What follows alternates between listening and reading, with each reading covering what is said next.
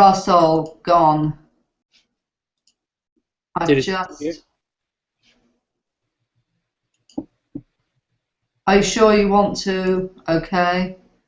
Yeah, it's not. It's not disappearing. No. Yeah, the system has some major flaws. Yeah. And I've already started the broadcast, so I started it at 6:20 and 35 seconds. And so I'm interested to see when it actually comes live on my phone, and here it's coming now.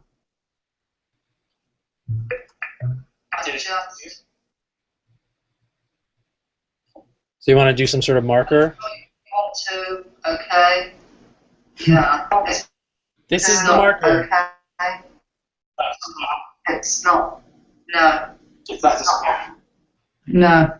Yeah, the system has some major flaws. Yeah, the system has some major flaws. Yeah. So, are you there? Yeah, that's like a minute delay. Yeah, that felt like a minute. Yeah, but what happens is, I don't know how it catches up. This is the bit I don't. This is more like a bit even more concerning. It's. Okay. Do some sort of marker. Yeah.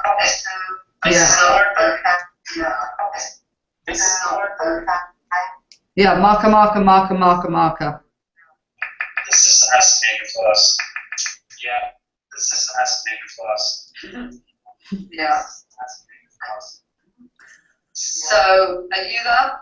Yeah, that's like a minute delay. Yeah. Yeah, that felt like a minute. Yeah, but what happens is, I don't know how it catches up. This is the bit. And I think I'm wrong about the catching up. I think that's wrong. Okay.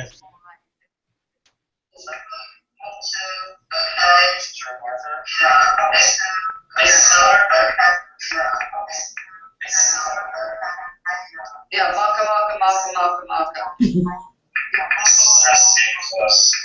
Yeah. Okay. All right. So where are we at?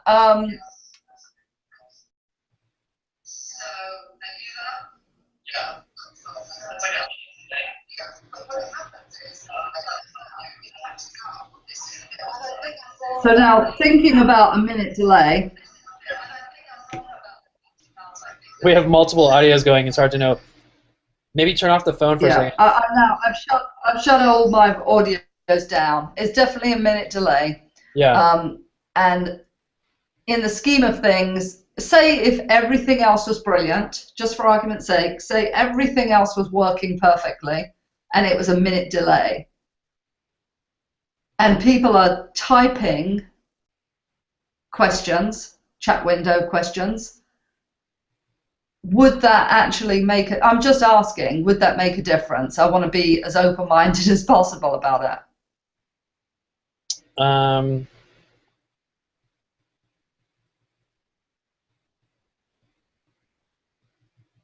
Well, the funny thing is, yeah, because they would type the chat window question, and we would see it immediately because I tested that the last time we were on. That their chat window. Oh, actually, no, I didn't actually do it as a participant. So let's do that right now. So I'm a participant. I'm on one of my participant screens, and I went. I have a question. 1. And then the question is, did that come up? Yeah. So I can see Margaret's question, and then can I send one in from my little telephone? Yeah, I just sent one from my phone.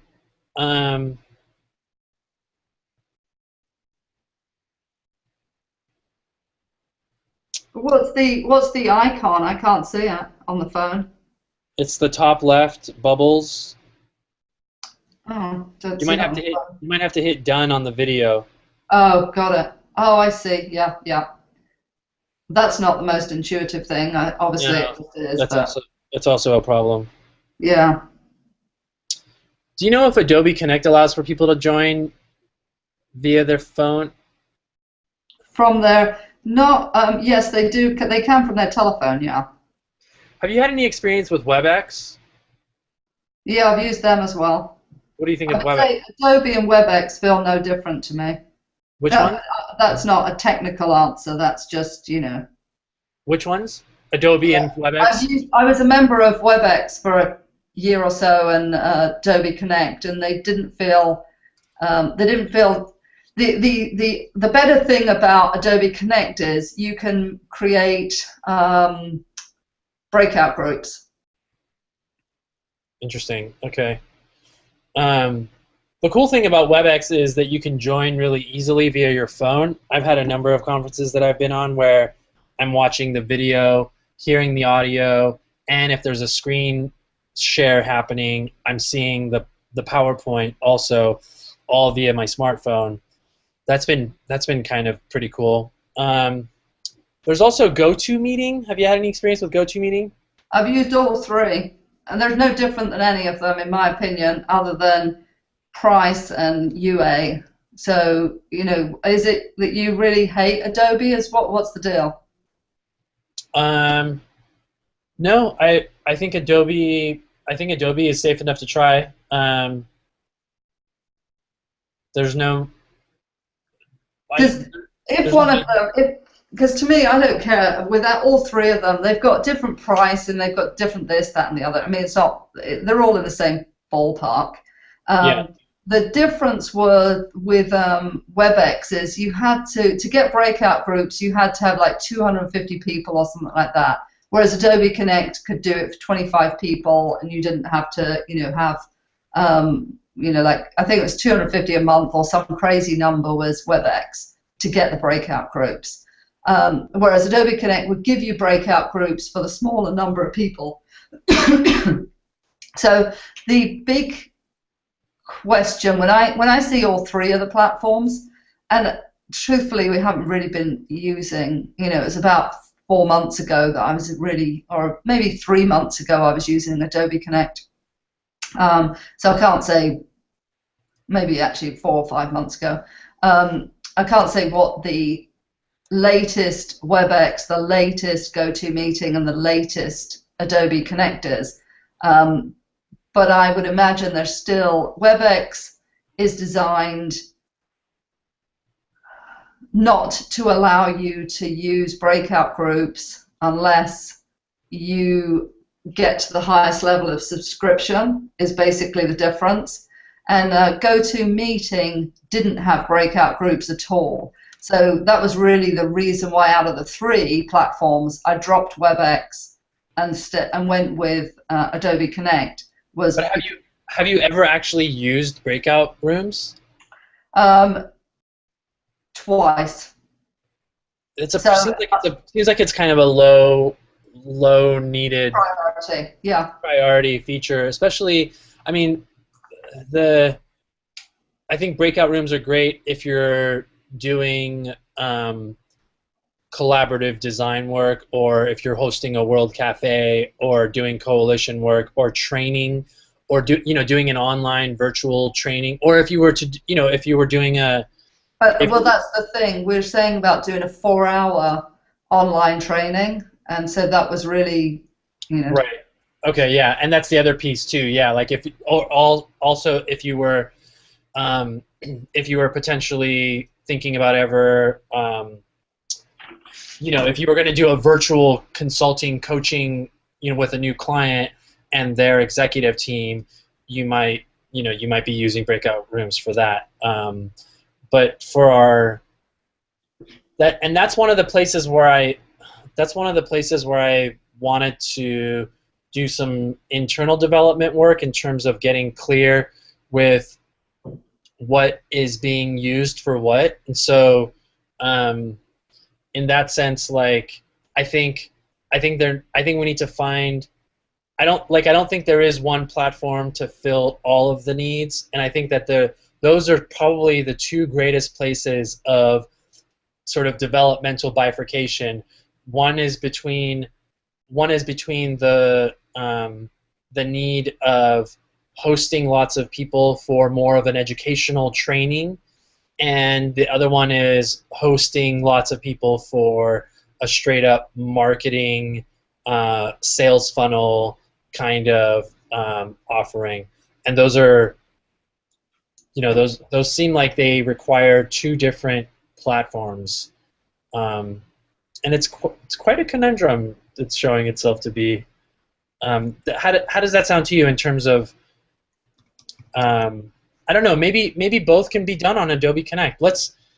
I'm feeling much more. I mean, I'm feeling much more inclined to go with Adobe Connect than the the newer platforms that we just checked out.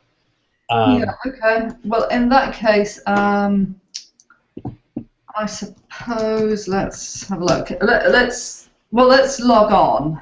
You've got. Well, I suppose that's the thing with the three professional ones. Let's call them the three professional: Adobe Connect, GoToMeeting, and WebEx. All three of those do not have. I don't know if we can both sign on at the same time. You know, because we are. Do you see what I'm saying? No, what do you mean? I'm not sure. Like when we can sign into the back end, sign into the back end together? Yeah. Oh, that should be no problem.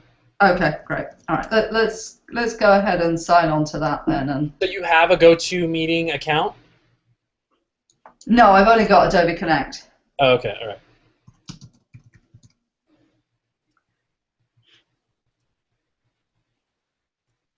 Because right now we need to solve the problem for next week, not, you know, is my take.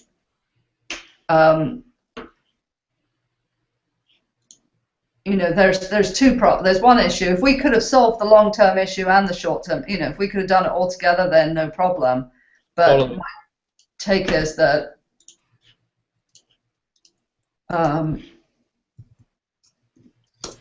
okay, so I'm in the back end of Adobe Connect. Do we want to set up a test for 5 minutes from now? yeah, that sounds good. Okay, so I'm creating a new meeting. I'm calling it Test August 19th.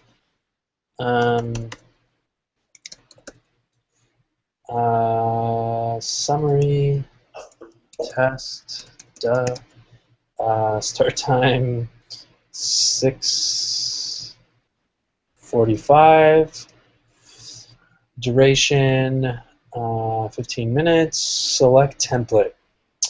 Share templates, default event template, share templates, default meeting template, default training template. I'm not really familiar with these templates. I guess it's an event. Yeah, I choose that one, and we can edit play later. Okay. Access. Only registered users may enter the room. Guest access is blocked. Only registered users and accepted guests may enter the room. What's the difference between that? Anyone who has the URL for the meeting can enter the room.